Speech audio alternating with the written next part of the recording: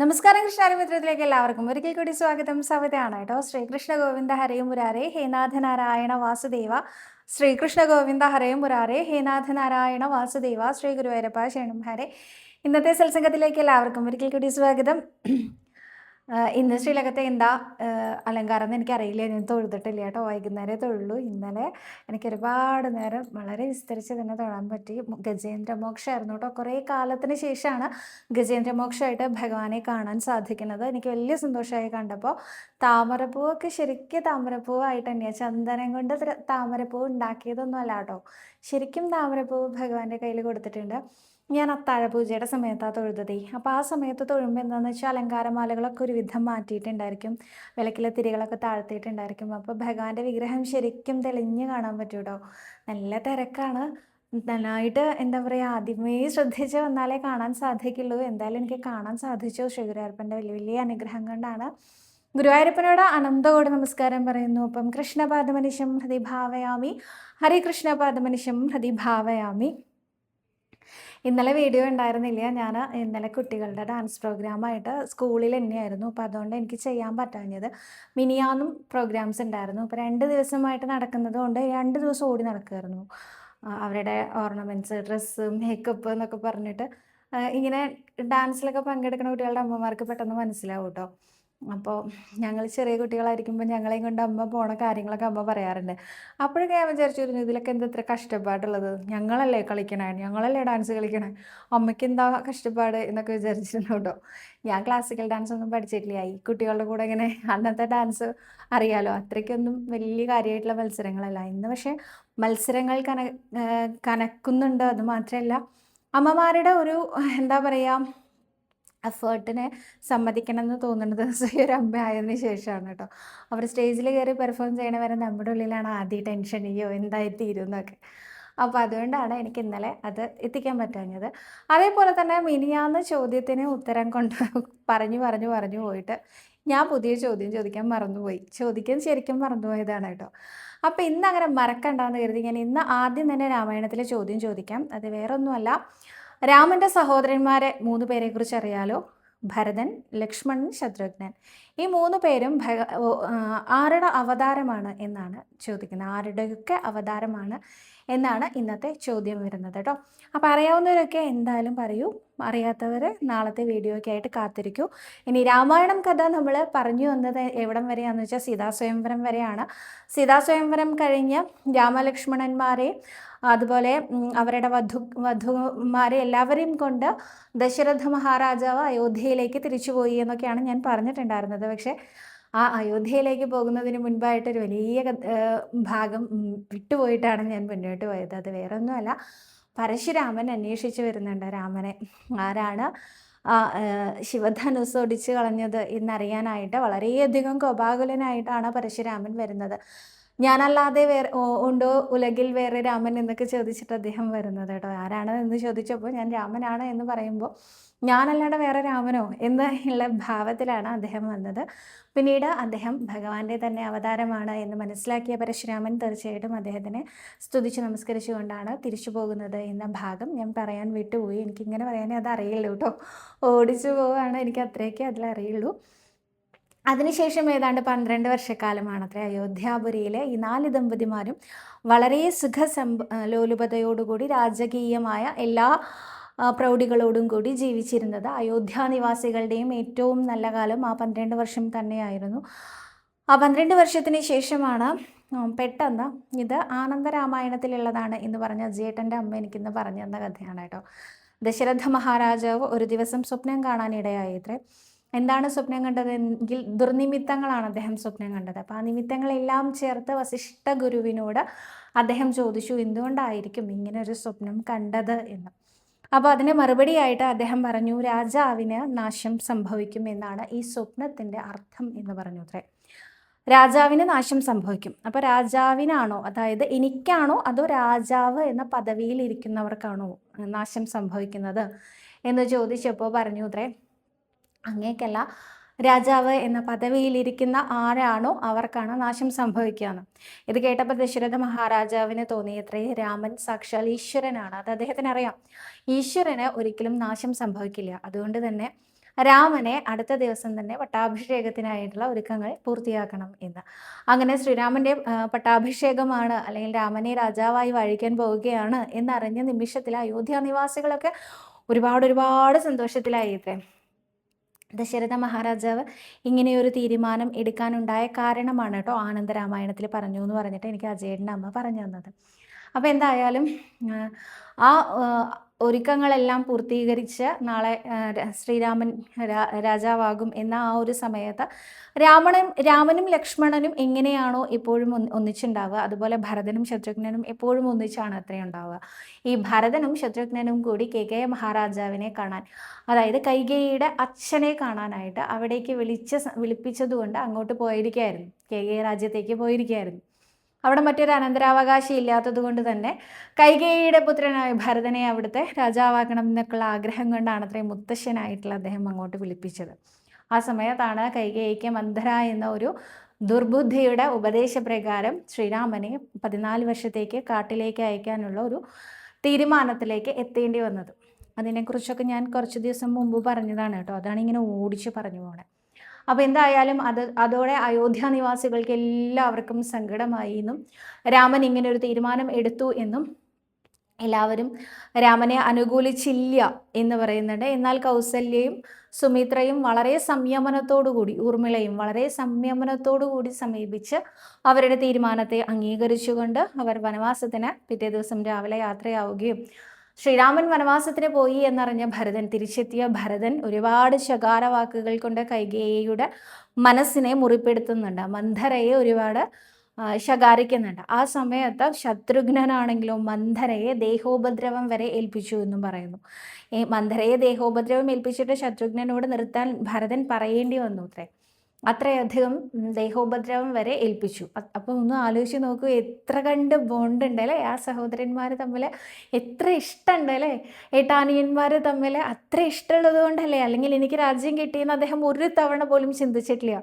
അദ്ദേഹത്തിൻ്റെ മനസ്സിൽ എപ്പോഴും ജ്യേഷ്ഠ സഹോദരന്മാരോട് അനിയനോടൊക്കെയുള്ള ഇഷ്ടം മാത്രമേ ഉണ്ടായിരുന്നുള്ളൂ അല്ലേ. എന്തായാലും അദ്ദേഹം അങ്ങനെ ബഹളം വെച്ച് പിന്നീട് പിറ്റേ ദിവസം ഇദ്ദേഹം രാമനെ കാണാൻ, ഞാൻ എന്തായാലും ശ്രീരാമദേവനെ തിരിച്ചു കൊണ്ടുവരും എന്ന് പറഞ്ഞുകൊണ്ട് അദ്ദേഹത്തിന് വളരെയധികം സങ്കടം വരികയാണ്. ദശരഥ മഹാരാജാവിനാവട്ടെ, അദ്ദേഹം വളരെയധികം രോഗശയ്യയിലെ കൈകേയിയുടെ കൊട്ടാരത്തിൽ തന്നെ വീണുപോയി. അദ്ദേഹം പിന്നീട് അദ്ദേഹത്തിൻ്റെ തന്നെ ആജ്ഞാപ്രകാരം അദ്ദേഹത്തിനെ കൗസല്യയുടെ അന്തപുരത്തിലേക്ക് മാറ്റുകയും അവിടെ കിടന്നുകൊണ്ട് അദ്ദേഹം രാമ രാമ രാമ രാമ എന്ന് പറഞ്ഞുകൊണ്ടേയിരിക്കുകയാണ്. രാമ രാമ, എൻ്റെ രാമ, എപ്പോഴാണ് എനിക്ക് അങ്ങയെ കാണാൻ സാധിക്കുക, രാമൻ ഇനി എന്ന് കാണും ഞാൻ എന്നുള്ള ആ ഒരു സങ്കടത്തോടു കൂടിയിട്ടാണ് ആ പിതാവ് അപ്പോഴും ആ മരണശയ്യയിലേക്ക് മാറി. അദ്ദേഹത്തിൻ്റെ അവസ്ഥ വളരെ കുറച്ചു കാലം കൊണ്ട് തന്നെ, കുറച്ച് ദിവസങ്ങൾ കൊണ്ട് തന്നെ അദ്ദേഹത്തിൻ്റെ ആകെ രൂപം വരെ മാറി. അദ്ദേഹം ആകെ മരണശയ്യയിലായി. രാമനെ ആര് വിളിച്ചിട്ടും അദ്ദേഹം തിരിച്ചു വരാൻ തയ്യാറായില്ല. അദ്ദേഹത്തിൻ്റെ നിലപാടുകളിൽ, അദ്ദേഹത്തിൻ്റെ തീരുമാനങ്ങളിൽ ഉറച്ചു നിൽക്കാൻ തയ്യാറായി. പിന്നീട് ദശരഥ മഹാരാജാവിൻ്റെ അന്ത്യം സംഭവിച്ചു. ഭരതൻ എല്ലാ കർമ്മങ്ങളും ചെയ്തു. അന്ന് അദ്ദേഹം ഒരു ശപഥം ചെയ്യുകയാണ്, ഞാൻ ശ്രീരാമനെ തിരിച്ചു കൊണ്ടുവരും അയോധ്യയിലേക്ക്, എന്നിട്ടേ ഞാൻ അയോധ്യയിലേക്ക് പ്രവേശിക്കുള്ളൂ എന്ന് പറഞ്ഞുകൊണ്ട് അദ്ദേഹം കാട്ടിലേക്ക് അന്വേഷിച്ചു പോവുകയാണ് ശ്രീരാമനെ. അദ്ദേഹത്തിൻ്റെ കൂടെ അനേകം സൈനികരും എല്ലാവരും ഉണ്ട്. എല്ലാവരെയും അകലെ നിന്ന് തന്നെ കണ്ട ലക്ഷ്മണകുമാരൻ ആകെ ഭയപ്പാടിലായി. എന്താണ് ഭരതൻ ചെയ്യുക എന്നറിയില്ല. ഏട്ടാ വരൂ, നമുക്ക് ജാഗരൂകരാവണ്ടേ എന്ന് ചോദിക്കുമ്പോൾ ശ്രീരാമദേവൻ പറയും, അവരെ സ്വീകരിക്കാനുള്ള കാര്യങ്ങളെല്ലാം ചെയ്യൂ. കാരണം എനിക്കറിയാം എൻ്റെ സഹോദരനെ, അദ്ദേഹം ഒരിക്കലും എനിക്കെതിരെ ഒന്നും പ്രവർത്തിക്കില്ല. അദ്ദേഹത്തിനെ സ്വീകരിക്കാനുള്ള ഏർപ്പാടാണ് ചെയ്യേണ്ടതെന്ന്. അങ്ങനെ ഭരതൻ വന്ന് വീണ് കിടന്ന് ഉരുണ്ട് കരയുകയാണ് തിരിച്ചു വരാൻ പറഞ്ഞിട്ട്. ആരൊക്കെ ആശ്വസിപ്പിക്കാൻ ശ്രമിച്ചിട്ടും ഭരതന് ആശ്വാസം കണ്ടെത്താൻ സാധിക്കുന്നില്ല. കാരണം അദ്ദേഹത്തിൻ്റെ ഉള്ളിൽ എന്താണ്, അദ്ദേഹത്തിന് വേണ്ടി എന്ന് പറഞ്ഞിട്ടാണ് അമ്മ അവിടെ രാജ്യം ചോദിച്ചത്. ഒരിക്കലും അങ്ങനെ ചെയ്യരുതായിരുന്നു, എനിക്ക് വേണ്ടി എന്ന രീതിയിലാണ് അദ്ദേഹം കാര്യങ്ങളെയൊക്കെ സമീപിക്കുന്നത്. അതുകൊണ്ട് തന്നെ അദ്ദേഹത്തിന് ഒരിക്കലും ഇത് മാറ്റം വരുത്താൻ സാധിക്കുന്നില്ല. വസിഷ്ഠ ഗുരുവൊക്കെ അദ്ദേഹത്തിൻ്റെ കൂടെ വന്നിട്ടുണ്ട്. ആരൊക്കെ പറഞ്ഞിട്ടും രാമൻ പറഞ്ഞു പറ്റില്ല എന്ന്. അപ്പോൾ ദശരഥൻ മരണപ്പെട്ട വിവരം അറിയിച്ചുകൊണ്ട് വസിഷ്ഠ ഗുരു പറയുകയാണ്, ജീവിച്ചിരിക്കുന്ന ആളോടല്ലേ ഈ വാക്ക് പാലിക്കുക എന്നുള്ളതുള്ളൂ. അച്ഛൻ മരിച്ചു കഴിഞ്ഞില്ലേ, രാജ്യം രാജ്യം അനാഥമായി പോയില്ലേ, അപ്പോൾ ശ്രീരാമൻ്റെ സാന്നിധ്യം അവിടെ ആവശ്യമല്ലേ, അതുകൊണ്ട് ഉണ്ണിക്ക് തിരിച്ചു വന്നൂടെ എന്ന് ചോദിക്കുകയാണ്. താൻ കൊടുത്ത വാക്ക് പാലിച്ചേ പറ്റൂ, അച്ഛൻ ജീവിച്ചിരിക്കുന്നുണ്ടെങ്കിലും ഇല്ലെങ്കിലും എന്നാണ് രാമൻ തിരിച്ചു പറയുന്നത്. ഇതൊന്നും ഭരതന് മനസ്സിലാകുന്നേയില്ല. അവസാനം ആകാശത്ത് നിന്ന് ഭരദ്വാജ മഹർഷിയുടെ ആശ്രമത്തിലേക്കായിരുന്നു അത്രേ അവരാദ്യം പോയത്. അപ്പോൾ ഭരദ്വാജ മഹർഷിയുടെ സാന്നിധ്യത്തിലാണ് ഇതെല്ലാം സംഭവിക്കുന്നത്. അവസാനം ആകാശത്ത് നിന്നുള്ള എന്താ പറയുക, ദേവർഷികൾ താഴെ വന്ന് ഭരതനോട് ഉണ്ണിയാണ് അനുസരിക്കേണ്ടത്, തിരിച്ചു പോകേണ്ടത്, ശ്രീരാമദേവന് ഈ ഒരു നിയോഗം ഉള്ളതാണ് എന്ന് പറഞ്ഞ് മനസ്സിലാക്കിയത്രേ. ഉള്ളതാണ് എന്ന് പറഞ്ഞാൽ ഇതെല്ലാം ഭഗവാന്റെ തീരുമാനമാണ്, നമ്മളത് ഉൾക്കൊണ്ടേ പറ്റൂ എന്ന് ഭരതനെ ഉപദേശിച്ചു അത്രേ. അങ്ങനെ ഭരതൻ മനസ്സോടുകൂടി അദ്ദേഹം സ്വർണ്ണ പാദുകങ്ങൾ കൊണ്ടുവന്നിട്ടുണ്ട് രാജകൊട്ടാരത്തിൽ നിന്ന്, ശ്രീരാമദേവന്റെ പാദുകങ്ങൾ. അങ്ങ് ഈ പാദുകങ്ങളിൽ കയറി നിൽക്കൂ എന്ന് പറഞ്ഞു. അപ്പോൾ ശ്രീരാമദേവൻ ആ പാദുകങ്ങളിൽ കയറി നിന്ന് അവിടെ നിന്ന് ഇറങ്ങിയ ഉടനെ ഈ പാദുകങ്ങൾക്ക് വേണ്ട ശക്തി കൊടുക്കാൻ ഭരദ്വാജ മഹർഷി അനുഗ്രഹിച്ചു. ഈ പാദുകങ്ങൾ കൊണ്ട് വെച്ച് ആരാധിച്ച് ഈ പാദുകങ്ങളായിരിക്കും അയോധ്യാപുരിയെ ഇനി വരുന്ന 14 വർഷക്കാലവും ഭരിക്കുക എന്ന തീരുമാനത്തോടു കൂടി ഭരതൻ അവിടെ നിന്ന് വന്നവരെയെല്ലാം തിരിച്ചു കൂട്ടിക്കൊണ്ടുപോവുകയാണ്. എന്നിട്ട് അദ്ദേഹം നന്ദിഗ്രാമം എന്ന ആ ഒരു പ്രദേശത്ത് ശരിക്കും സന്യാസ ജീവിതം, എങ്ങനെയാണോ എൻ്റെ ജ്യേഷ്ഠൻ അവിടെ കാട്ടിൽ 2 സഹോദരന്മാർ എങ്ങനെയാണോ കഴിയുന്നത്, ഞാനിവിടെ അങ്ങനെയാണ് കഴിയുക എന്ന് പറഞ്ഞുകൊണ്ട് അദ്ദേഹം അവിടെ ആ പാദുകങ്ങളുടെ പൂജയുമായി അവിടെ കഴിഞ്ഞുകൂടുകയാണ്. ഇന്നാണോ അയോധ്യ നഗരത്തിലേക്ക് ശ്രീരാമദേവൻ തിരിച്ചു വരുന്നത്, 14 വർഷം തികയുന്ന ദിവസം കൃത്യമായി കണക്കാക്കിയിട്ട് അദ്ദേഹം പറഞ്ഞിട്ടുണ്ട്. ഈ 14 വർഷം തികയുന്ന ദിവസം എന്നാണോ എൻ്റെ ജ്യേഷ്ഠൻ അയോധ്യയിലേക്ക് വരുന്നത്, അന്നേ ഞാനും ഇനി അങ്ങോട്ട് വരുള്ളൂ എന്നാണ് തീരുമാനം. ഇപ്പം എന്തായി സ്ഥിതി? ശത്രുഘ്നൻ്റെ തലയിലായി എല്ലാ ഭാരങ്ങളും. ശത്രുഘ്നന് ഇനിയൊന്നും ചെയ്യാൻ പറ്റില്ല. രാമനെ സംരക്ഷിക്കാൻ ലക്ഷ്മണൻ പോയി, വിഷമത്തിൽ ഭരതനും പോയി. ഇനി രാജ്യം അനാഥമാവാൻ സമ്മതിക്കാൻ സാധിക്കില്ല എന്നുള്ളത് കൊണ്ട് ആ വലിയ ഉത്തരവാദിത്വം അദ്ദേഹം ഏറ്റെടുക്കുകയാണ്. അദ്ദേഹം ഏറ്റെടുക്കുമ്പോൾ എങ്ങനെയാണ് രാജ്യത്തിൻ്റെ സ്ഥിതി ഉണ്ടായിരുന്നത് എന്ന് വെച്ചാൽ, പശുക്കളെല്ലാം പാൽ ചുരത്താതായി, അമ്മമാരെല്ലാം പാല് പറ്റിയ കുഞ്ഞു കുട്ടികളുള്ള അമ്മമാരുടെയൊക്കെ പാല് വറ്റി പോകുന്ന അവസ്ഥയായി. അയോധ്യ നഗരത്തിൻ്റെ മേലെ കാർമേഘം വന്ന പോലെ, നമ്മൾ ഈ സിനിമകളിലൊക്കെ കാണില്ലേ, വളരെ ബ്രൈറ്റ് ആയിട്ടുള്ളൊരു കെട്ടിടം, പിന്നെ അത് തകർന്ന നിലയിൽ, ആ ഒരു ഭാവത്തിലേക്ക് ശോകമൂകമായി പോയി ഈ അയോധ്യ നഗരവാസികൾ ഓരോരുത്തരും. ആ സമയത്ത് ശത്രുഘ്നൻ ഓരോ ഗ്രഹത്തിലായിട്ട് കയറി ഇറങ്ങി അവരോരോരുത്തരെയും ആശ്വസിപ്പിക്കാൻ തുടങ്ങി. 14 വർഷം കഴിഞ്ഞ് എൻ്റെ ജ്യേഷ്ഠ സഹോദരൻ ഇവിടെ അയോധ്യാപുരിയിലേക്ക് വരുന്ന സമയത്ത് ഇങ്ങനെയാണോ അയോധ്യ കാണേണ്ടത്? ഒരിക്കലും അത് അദ്ദേഹത്തിന് സന്തോഷമാവില്ല. അദ്ദേഹത്തിൻ്റെ സന്തോഷത്തിന് വേണ്ടി നിങ്ങളെല്ലാവരും സാധാരണ പോലെ തന്നെ ഇരിക്കൂ, സന്തോഷിക്കാൻ ശ്രമിക്കൂ എന്ന് മനസ്സിലെ അതികഠിനമായിട്ടുള്ള വേദന കടിച്ചമർത്തിക്കൊണ്ട് ശത്രുഘ്നൻ പറയാൻ തയ്യാറായിത്രേ. ഇന്ന് അമ്മ പറഞ്ഞു തന്ന കഥയാട്ടോ ഇതൊക്കെ, അജയേട്ടനമ്മ പറഞ്ഞു തന്ന കഥയാട്ടോ ഇതൊക്കെ.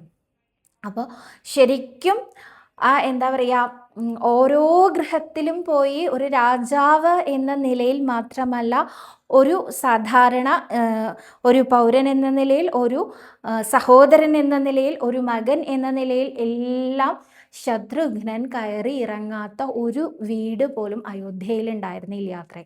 അങ്ങനെ അയോധ്യ നിവാസികളെ മുഴുവൻ ഈ രാമൻ്റെ വിയോഗത്തിലുള്ള സങ്കടം മാറ്റാൻ ശത്രുഘ്നന് ഒരു പരിധിവരെ സാധിക്കുകയും ചെയ്തു. അദ്ദേഹം എല്ലാ ദിവസവും അവരെ എന്താ പറയുക, ഹോപ്പ്ഫുള്ളി അവരെ ജ്യേഷ്ഠൻ വരാൻ സമയമായി, ഇത്ര ദിവസങ്ങൾ കൂടിയേ ഇനി നമ്മുടെ മുമ്പിലുള്ളൂ, ആ ദിവസത്തിന് ജ്യേഷ്ഠൻ പോകുമ്പോൾ അയോധ്യ എങ്ങനെയായിരുന്നു അതിനേക്കാളും നന്നാക്കി ജ്യേഷ്ഠന് തിരിച്ച് നമ്മൾ നൽകണം, ഓരോരുത്തരും അതിനെ ബാധ്യസ്ഥരാണ്, ഇങ്ങനെ പറഞ്ഞ് അവരെയൊക്കെ പോസിറ്റീവ് ആക്കാൻ ശ്രമിക്കുകയായിരുന്നു അദ്ദേഹം അത്ര.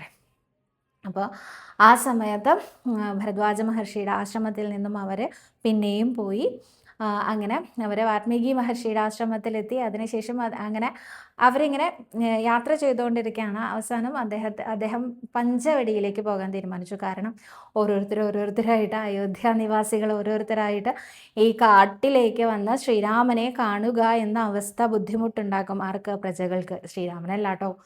അപ്പോൾ അത് ഉണ്ടാവാതിരിക്കാൻ പഞ്ചവടി എന്ന സ്ഥലത്തേക്ക് മാറി താമസിക്കാൻ സീതയും ശ്രീരാമനും യാത്ര ആരംഭിച്ചു എന്ന് പറയുന്ന ആ ഒരു ഘട്ടത്തോട് കൂടിയിട്ടാണ് ഇന്നത്തെ ശ്രീരാമകഥ നമ്മൾ അവസാനിപ്പിക്കുന്നത്. ഇത്രയും ഭാഗങ്ങളൊന്നും എനിക്ക് എല്ലാ ദിവസവും പറയാൻ പറ്റില്ല കേട്ടോ, എനിക്ക് അറിയില്ല. അതുകൊണ്ടാണ് ഇതിപ്പോൾ എനിക്ക് പറഞ്ഞു തന്നതിൻ്റെ ഒരു അടിസ്ഥാനത്തിലാണ് ഞാൻ നിങ്ങൾക്ക് ഇത്രയും പറയാൻ എനിക്ക് പറ്റിയത് കേട്ടോ.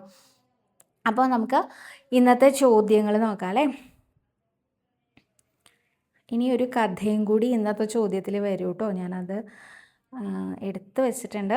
ഇന്ദു ഉണ്ണി എന്നൊരു ഭക്ത ചോദിച്ചിട്ടുണ്ട്, നിത്യവും സർവം സമർപ്പയാമി എന്നാണോ ചേച്ചി പറയാറുള്ളത് എന്നൊന്ന് പറയൂ എന്നാണ് ചോദിച്ചിരിക്കുന്നത്. നാരായണായേതി സമർപ്പയാമി, നാരായണ അങ്ങയിൽ ഞാൻ സർവവും സമർപ്പിക്കുന്നു എന്നും നിത്യവും സർവവും സമർപ്പിക്കുന്നു. നാരായണായേതി സമർപ്പയാമി നിത്യം സർവം നാരായണായേതി സമർപ്പയാമി. ഇതെന്തിനാ പറയണതെന്ന് ചോദിച്ചാൽ എൻ്റെ സർവവും ഭഗവാനാണ്, എൻ്റെ സർവസ്വവും ഞാൻ ഭഗവാനിൽ അർപ്പിക്കുന്നു. ഞാൻ ഇന്ന് എന്താണോ അനുഭവിക്കുന്നത് അതെല്ലാം ഭഗവാന്റെ ഇച്ഛയാണ്. ഞാൻ നാളെ എന്തനുഭവിക്കും അതും ഭഗവാന്റെ ഇച്ഛയാണ്. എല്ലാം നിത്യവും സർവവും ഞാൻ ഭഗവാനിൽ, എൻ്റെ നാരായണനിൽ സമർപ്പിക്കുന്നു എന്നാണ് പറയാറുള്ളത് കേട്ടോ. അടുത്തതായിട്ട് ഞാനൊരു കഥ ഇവിടെ ആരോ പറഞ്ഞിട്ടുണ്ട് കേട്ടോ, അതൊന്ന് അപർണ എസ് എന്ന ഭക്തയാണ് ചോദിച്ചിരിക്കുന്നത്. ദത്താത്രേയൻ എന്ന ഭഗവത് സങ്കല്പത്തെക്കുറിച്ച് പറയാമോ എന്നാണ് ചോദിച്ചിരിക്കുന്നത്. ദത്താത്രേയൻ്റെ കഥ പറയാറുള്ളത് സാധാരണ 24 ഗുരുക്കന്മാരുടെ കഥ പറയുമ്പോഴാണ് ആചാര്യൻ ദത്താത്രേയൻ്റെ കഥ പറയാറുള്ളത്. അത്രി മഹർഷിയുടെയും അനസൂയ ദേവിയുടെയും മകനാണ് ദത്താത്രേയൻ. ദത്താത്രേയൻ ജനിക്കാനുണ്ടായ സംഭവം എങ്ങനെയാണെന്ന് വെച്ചാൽ, അനസൂയയ്ക്ക് അതീവ പാതിവൃത്യം ആചരിക്കുന്ന ഒരു സ്ത്രീരത്നമായിരുന്നു അനസൂയ. അപ്പോൾ അനസൂയയുടെ പാതിവൃത്യത്തിൽ എന്താ പറയുക, അത്ഭുതം തോന്നിയിത്രേ ത്രിദേവികൾക്ക്, സരസ്വതി, ലക്ഷ്മി, പാർവതിമാർക്ക് ഈ പാതിവൃത്യത്തിൻ്റെ ഒരു കഠിനത കണ്ടപ്പോൾ അതിലൊരു അത്ഭുതം തോന്നിയിത്രേ. അപ്പോൾ അവർ ആ അത്ഭുതത്തോടു കൂടി തന്നെ ത്രിമൂർത്തികൾ ഓരോരുത്തരോടായിട്ട് പറഞ്ഞു അത്രേ, ഈ അനസൂയ വർണ്ണനം നടത്തി. അതുപോലെ തന്നെ പറഞ്ഞു ഇത് ഒന്ന് പരീക്ഷിക്കണം എന്നൊരാഗ്രഹവും അവർ പ്രകടിപ്പിച്ചു. അതിൻ്റെ ഭാഗമായിട്ട് ഈ ത്രിമൂർത്തികൾ 3 പേരും അത്രി മഹർഷി ഇല്ലാതിരുന്ന ഒരു സമയത്ത് അനസൂയയെ സമീപിക്കുകയും അവർ ഭിക്ഷ ചോദിക്കുകയും ചെയ്തു. സന്യാസിമാരുടെ വേഷത്തിൽ വന്ന് ഭിക്ഷ ചോദിച്ചു. ഈ സന്യാസിമാർക്ക് ഭിക്ഷ കൊടുക്കാൻ കിട്ടുന്ന അവസരം വളരെയധികം പുണ്യമായി കണക്കാക്കുന്ന അനസൂയ തീർച്ചയായിട്ടും ഭിക്ഷ നൽകാൻ തയ്യാറായി. അപ്പോൾ അവർ അനസൂയയോട് പറഞ്ഞു അത്രേ, വിവസ്ത്രയായി വേണം ഞങ്ങൾക്ക് ഭിക്ഷ നൽകാൻ, അതാണ് ഞങ്ങളുടെ എന്താ പറയുക ഒരു കണ്ടീഷൻ വെച്ചത് അവർ. അപ്പോൾ അനസൂയ പറഞ്ഞു തീർച്ചയായിട്ടും തരാമെന്ന്. തപശക്തി കൊണ്ട് പാതിവൃത്യത്തിൻ്റെ കാഠിന്യം കൊണ്ട് അനസൂയ ഈ ത്രിമൂർത്തികളെയും അപ്പോൾ ജനിച്ച കുഞ്ഞു കുട്ടികളാക്കി മാറ്റി അവർക്ക് സ്തന്യപാനം ചെയ്യിപ്പിച്ചു അത്രേ. അപ്പോൾ ഇത് കണ്ടപ്പോൾ ത്രിദേവിമാർക്ക് അത്ഭുതം ഒന്നുകൂടി ഇരട്ടിക്കുകയും ചെയ്തു, സന്തോഷം തോന്നുകയും ചെയ്തു. അനസൂയയെ അനുഗ്രഹിച്ചു. ഒപ്പം തന്നെ അനസൂയയിൽ നിന്ന് ആ ത്രിമൂർത്തികളെ സാധാരണ രീതിയിൽ മാറ്റിയെടുക്കുകയും ചെയ്തു. അങ്ങനെ ത്രിമൂർത്തികളുടെ അനുഗ്രഹം കൊണ്ടാണ് ഈ ഒരു ദത്താത്രേയൻ എന്ന ഒരു കുഞ്ഞ് ഉണ്ടായത്. അത്രി മഹർഷിയിൽ നിന്ന് അനസൂയയ്ക്ക് പിറന്ന കുഞ്ഞാണ് ദത്താത്രേയൻ. ജന്മന അതീവ ജ്ഞാനിയായിരുന്നു അദ്ദേഹം. 24 ഗുരുക്കന്മാരിൽ നിന്നാണ് ഓരോന്ന് പഠിക്കുന്നത് എന്ന് പറഞ്ഞത്. പ്രകൃതിയിൽ നിന്നാണ് അദ്ദേഹം എല്ലാം പഠിക്കുന്നത്. അദ്ദേഹത്തിൻ്റെ 24 ഗുരുക്കന്മാർ, ഇപ്പോൾ ആകാശം, ജലം, ഭൂമി, വായു, മത്സ്യം, കുരുവി, പക്ഷി, അങ്ങനെ അനേകം 24 പേരിൽ നിന്ന് ഓരോ കാര്യങ്ങൾ, ഇങ്ങനെ ആവരുത്, ഇങ്ങനെ ആവണം, ഇങ്ങനെ ചെയ്യണം, ഇങ്ങനെ ചെയ്യരുത്, ഇങ്ങനെ ഓരോന്നും അദ്ദേഹം പഠിക്കുകയാണ്. അദ്ദേഹം പഠിക്കുകയല്ല, നമ്മളെ പഠിപ്പിക്കുകയാണ് ചെയ്യുന്നത്. നമ്മൾ ഓരോരുത്തരും മനസ്സിലാക്കേണ്ടതാണ് അത്രേ ഈ ഓരോ കാര്യങ്ങൾ. അതിൽ ഒരു പക്ഷിയുടെ കാര്യം, മത്സ്യത്തിൻ്റെ കാര്യമൊക്കെ വിസ്തരിച്ച്, അതുപോലെ പിങ്കള എന്ന വിശ്വസ്ത്രീ, അവരെക്കുറിച്ചൊക്കെ വളരെ വിസ്തരിച്ച് മനസ്സിലാക്കിപ്പിച്ച് തരാറുണ്ട് കേട്ടോ ആചാര്യൻ്റെ വാക്കുകൾ. എനിക്ക് ഇത്രയൊന്നും വിസ്തരിക്കാനുള്ള സമയവും ഇല്ല, അറിയൂല. ഇനി ദത്താത്രേയൻ്റെ രൂപം എങ്ങനെയാണെന്ന് വെച്ചാൽ ഈ 3 തലകളോട് കൂടിയിട്ടാണ് അദ്ദേഹത്തിൻ്റെ രൂപം വരുന്നത്. ബ്രഹ്മാവിനെയും വിഷ്ണുവിനെയും ശിവനെയും പ്രതിനിധാനം ചെയ്യുന്നു. അദ്ദേഹത്തിന് 6 കൈകളുണ്ട്. 6 കൈകളിലും ഓരോ 6 ആയുധങ്ങളുണ്ട്. അതേപോലെ തന്നെ അദ്ദേഹത്തിൻ്റെ പിന്നിൽ പശുവും ഉണ്ടായിരിക്കും. ഭൂമി ദേവി പശുവിൻ്റെ രൂപത്തിൽ അദ്ദേഹത്തിൻ്റെ പുറകിലായിട്ടുണ്ടായിരിക്കും. നമ്മൾ കേരളീയർക്ക് ദത്താത്രേയനെ അങ്ങനെ വെച്ച് ആരാധിക്കുന്ന ഒരു ഈശ്വരീയ സങ്കല്പമായി കണക്കാക്കാറില്ല എന്ന് വെച്ചാലും പുറത്ത് കർണാടകയിലും തമിഴ്നാട്ടിലും ഒക്കെ ദത്താത്രേയന് ഓരോ ക്ഷേത്രങ്ങൾ തന്നെ ഉണ്ടെന്നാണ് കേട്ടറിവ് കേട്ടോ. അപ്പോൾ ഇത്രയും കാര്യങ്ങളാണ് അദ്ദേഹത്തിനെ കുറിച്ച് പറയാനുള്ളത്. ഇനി അടുത്തതായിട്ട് രേഷ്മ എന്ന ഭക്തയാണ് ചോദിച്ചിരിക്കുന്നത്. നമസ്കാരം ചേച്ചി, എൻ്റെ ഭർത്താവിന് ഓവർ ടെൻഷനാണ്, അമിതമായി ചിന്തിക്കുകയും ചെയ്യും. ഒരു സന്തോഷമില്ലായ്മ, അത് മാറാൻ ഞാൻ എന്താണ് ചെയ്യേണ്ടത്? എല്ലാ സന്തോഷങ്ങൾക്കും വേണ്ടിയിട്ടാണ് നാരായണീയത്തിലെ 65 മുതൽ 69 വരെയുള്ള ദശകങ്ങൾ ചൊല്ലി നമസ്കരിക്കൂ എന്ന് ഞാൻ എപ്പോഴും പറയാറുള്ളത് കേട്ടോ. ഇതൊരു ഉപാസനയായി കൊണ്ട് നടന്നാൽ തീർച്ചയായിട്ടും നിങ്ങളുടെ ടെൻഷൻസ് എല്ലാം മാറും. ഇത് എൻ്റെ ജീവിതത്തിൽ ഞാൻ പരീക്ഷിച്ചിട്ടുള്ള കാര്യമാണ്. ഇന്നും ഞാൻ എന്തെങ്കിലും ഒരാവശ്യം വന്നാൽ, അതിപ്പോൾ ദാമ്പത്യ കലഹമാവണമെന്നൊന്നുമില്ല കേട്ടോ. ദാമ്പത്യ കലഹത്തിന് ആ രാസക്രീഡ എന്ന് പറയും. ദാമ്പത്യ കലഹത്തിനൊന്നും വേണമെന്നില്ല. എന്തെങ്കിലും ഒരു ടെൻഷൻ വന്നാൽ ഗുരുവായൂരപ്പൻ്റെ മുമ്പിൽ പോയി തൊഴുത് നമസ്കരിച്ച് ആ 65 മുതൽ 69 വരെ ഉള്ള ദശകങ്ങൾ ചൊല്ലിയിട്ട് ഇതിനൊരു നിവർത്തി മാർഗം കാണിച്ചു തരണേ ഉണ്ണികൃഷ്ണ എന്ന് പറഞ്ഞാൽ എല്ലാം ശുഭകരാവാറുണ്ട്. അനുഭവമാണ് കേട്ടോ. അപ്പം അത് ചൊല്ലിക്കോളൂ. എല്ലാ തരത്തിലുള്ള ടെൻഷനും മാറാൻ അദ്ദേഹത്തിനോട് പറയുമോ നാമം ചൊല്ലാൻ. നാമം ചൊല്ലിയാൽ മാറാത്ത ഒരു ടെൻഷനും ഇല്ല കേട്ടോ. എന്ത് പ്രശ്നങ്ങളാണെങ്കിലും അങ്ങോട്ട് വിട്ടുകൊടുക്കുക. എന്തിനാ നമ്മൾ അതെടുത്ത് ഇങ്ങനെ തലയിൽ വെക്കണേ? നല്ല ബുദ്ധിമുട്ടാണെന്നേ. നമുക്ക് തന്നെ ഉണ്ടായിരിക്കും 10-50 കിലോയിനേക്കാളും മേലെ. ഇതുകൊണ്ട് നടക്കണം. ചുമലിൽ ഒരു 2 ഇരട്ടി കനമുള്ള ഈ ഒരു ദുഃഖങ്ങളുടെ ബാണ്ടക്കെട്ടും പേര് നടക്കണം. അതൊക്കെ എടുത്ത് താഴെ വെക്കുക. അതാ ഗുരുവായൂരപ്പ, ഇതൊക്കെയാണ് എൻ്റെ പ്രശ്നങ്ങൾ എന്ന് പറയാം. എന്നിട്ട് ഫ്രീ ആയിട്ട് 2 കൈയും വീശി ഒന്ന് നടന്നു നോക്കൂ. വളരെയധികം ജീവിതത്തിൽ സമാധാനം ഉണ്ടാവാനുള്ള ഒരു വഴിയാണ് കേട്ടോ. അടുത്തതായിട്ട് കവിത ശശിധരൻ എന്ന ഭക്തയാണ് ചോദിച്ചിരിക്കുന്നത്. നമസ്കാരം സവിത, ഞാൻ ഗുരുവായൂരപ്പൻ്റെ കളഭം, ചന്ദനം എന്നിവ ഓൺലൈൻ കിട്ടാൻ സാധിക്കുമോ എന്ന് ചോദിച്ചിരുന്നു. പക്ഷേ എൻ്റെ മെസ്സേജ് വായിച്ചില്ല. പിറ്റേ ദിവസവും ഞാനതിൻ്റെ മറുപടിക്കായി കാത്തിരുന്നു. സൗദക്കുട്ടി പറഞ്ഞില്ല. കൂടാതെ കൃഷ്ണാരി മിത്രം വാട്സപ്പ് ഗ്രൂപ്പിൽ അംഗമാകാൻ എന്താണ് ചെയ്യേണ്ടത് എന്നും ചോദിച്ചിരുന്നു. അതിനും മറുപടി തന്നില്ല. ഇതിൻ്റെ മറുപടി ഞാൻ പ്രതീക്ഷിക്കുന്നു. കാണാത്തോണ്ടാട്ടോ. ഞാനിത് പറഞ്ഞിട്ടുണ്ടെന്നാണ് എൻ്റെ ഓർമ്മ, പക്ഷേ അറിയില്ല. കളഭവും ചന്ദനവും ഒക്കെ ഓൺലൈനായിട്ട് കിട്ടും നമുക്ക്. ഗുരുവായൂർ ദേവസ്വത്തിൻ്റെ ഒഫീഷ്യൽ വെബ്സൈറ്റിലൂടെ ഇതൊക്കെ നമുക്ക് ഓൺലൈനായിട്ട് ബുക്ക് ചെയ്യുമ്പോൾ അതിലങ്ങനെ ഓരോ ഓപ്ഷൻ ഉണ്ട് കേട്ടോ. ഡോർ ഡെലിവറി എന്നുള്ള ഓപ്ഷൻ ഉണ്ട്. അപ്പോൾ അതിൽ ചെയ്ത് കഴിഞ്ഞാൽ നമുക്കത് കിട്ടുന്നതാണ് കേട്ടോ. കുറച്ച് സമയം എടുക്കും, എന്നാലും അയച്ചു തരുന്നതാണ്.